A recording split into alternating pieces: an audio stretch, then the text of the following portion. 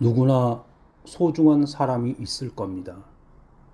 누구는 가족이라고 생각하고, 누구는 친한 친구라 생각하고, 누구는 사랑하는 사람이라고 생각할 겁니다. 각자 소중한 사람은 다를 수 있습니다. 저는 사랑하는 사람에 대해서 이야기해보자 합니다. 친구 소개로 사랑한 여자를 처음 만난 곳은 도서관이었습니다. 저는 처음에 호감을 가지기 시작했고, 만난 지 얼마 안 돼서 연애하자고 고백해버렸습니다. 여자는 당황했지만 저를 좋게 생각했는지 받아주었고, 우리는 설레이는 연애를 시작했습니다. 그 연애가 벌써 100일을 지나 3년이라는 시간이 흘렀네요. 저는 오래 연애해 본 기억이 거의 없습니다. 하지만 이 여자랑은 정말 오래 가고 싶다는 생각을 했습니다. 제가 연애를 하면 쉽게 질리는 스타일인데 이 여자를 만나면 만날수록 더욱 감정이 커져갑니다. 제가 상처를 많이 주었지만 그 여자는 저를 사랑해 주었고 제 옆에 있어 주었습니다. 그때는 몰랐지만 헤어진 지금 사랑한 여자가 얼마나 소중한지 지금 깨달았습니다. 그런 제 자신이 한없이 못나 보였고 원망스러웠습니다. 위대한 여러분, 소중한 사람과 자신을 아끼고 사랑하세요. 감사합니다. 한없이 원망스럽고 고통을 안겨준 아버지가 있었습니다. 술주정하고 폭력을 행사하는 아버지 때문에 힘들었지만 더 힘든 분이 어머니였을 것입니다. 그러나 어머니는 그 힘든 환경에서도 나를 대할 때는 언제나 미소 띈 얼굴로 웃어 주었습니다. 어머니는 어떻게 그런 환경에서도 미소를 지을까? 학창시절 그런 어머니가 너무 신기했습니다. 나는 세상에서 어머니를 가장 존경합니다. 신은 모든 곳에 있을 수 없어 대신 엄마를 만들었다 라는 말이 있듯이 가끔 저분은 사람이 아니라 신이 아닌가 이런 생각마저도 합니다. 어머니에게서 나란 존재는 어머니의 모든 것을 희생하여도 아깝지가 않은 그런 존재였을 겁니다. 어머니의 그런 사랑과 희생에 감동이 되어 나 역시 어머니를 소중하게 생각하는 마음을 들게 되었습니다. 어머니를 소중히 여기고 사랑하는 마음이 깊어지면서 충만함과 행복도가 올라가는 것을 느끼게 되었습니다.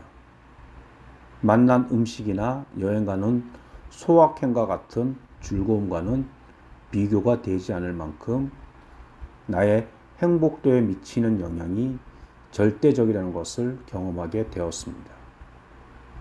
무한한 충만함을 경험하게 되면서 아버지 때문에 겪었던 우울증과 무기력을 극복하게 되었습니다.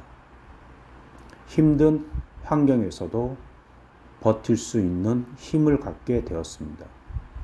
무한한 충만함을 경험하게 되면서 진정한 행복이 여기에 있는 것인가 하는 생각이 들었고 사랑에 대해서 탐구할 필요성을 느끼게 되었습니다. 위대한 여러분, 소중한 자신을 아끼고 사랑하세요. 감사합니다. 위대한 여러분, 자신을 아끼고 사랑하세요. 소중한 사람에게 전하는 말, 세 번째 이야기입니다. 삼시세끼 밥상에 빨래, 청소 다 해주는 엄마를 당연하게 생각하는 식구들. 언제부턴가 대면 티격태격이 일상이 되어 버렸습니다. 오늘은 엄마에게 고맙다고 말해보세요. 부모님 댁에 가서 화가 잔뜩 난 얼굴로 나올 때가 있습니다. 다 큰 어른인데도 아직 어린애처럼 부모님에 대한 서운함을 표출합니다. 나이가 들면 철이 들 줄 알았는데 화를 참는 연기력은 조금 늘었지만 철은 조금도 들지 않은 것 같습니다. 그러다가 퍼뜩 깨닫습니다. 아, 우리 부모님 이제 연로하시구나. 이렇게 화가 난 채로 헤어지면 안 돼.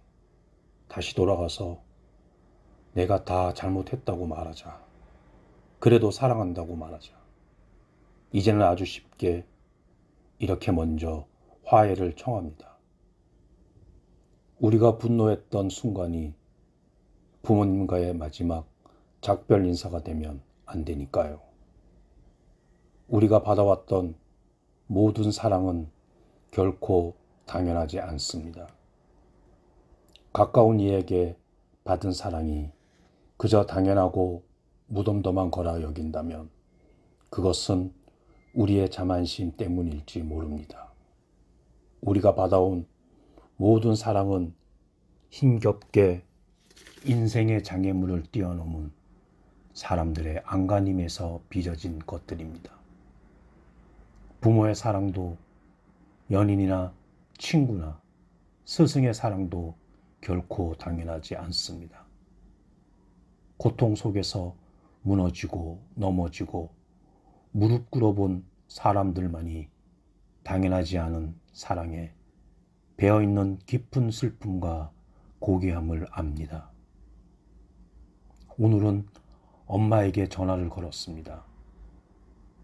그동안 겉으로는 무뚝뚝하고 겉과 속도 다정한 해맑은 딸로 잠깐이나마 변신해 보았습니다. 엄마, 나 낳아줘서, 그리고 엄마, 내 엄마가 되어줘서 정말 고마워. 사랑해. 가장 아픈 곳에서 태어나는 가장 따스한 사랑이 마침내 우리를 버티게 합니다. 감사합니다. 위대한 여러분, 소중한 자기 자신을 아끼고 사랑하세요. 소중한 사람에게 전하는 말, 네 번째 이야기입니다. 소중함은 평범하고 은은합니다. 반면 아픔과 미움은 자극적이고 고통스럽습니다. 미움이 가득 차 있을 때 소중함을 쉽게 인식하지 못합니다. 미움이 소중함을 뒤덮어버릴 만큼 강렬하기 때문에 우리는 서로에게 쉽게 상처를 주게 되는 것입니다. 하지만 우리의 일상은 소중함으로 가득 차 있습니다. 지금 이 순간에도 서로가 인식하지 못한 채 지나치는 고마움들이 분명 우리의 곁에 쌓여가고 있습니다. 사소한 다툼으로 생겨난 미움이 그동안의 추억들을 침범하지 않아야 합니다. 한 번의 상처로 그간 쌓아온 모든 진실을 부정해서는 안 됩니다.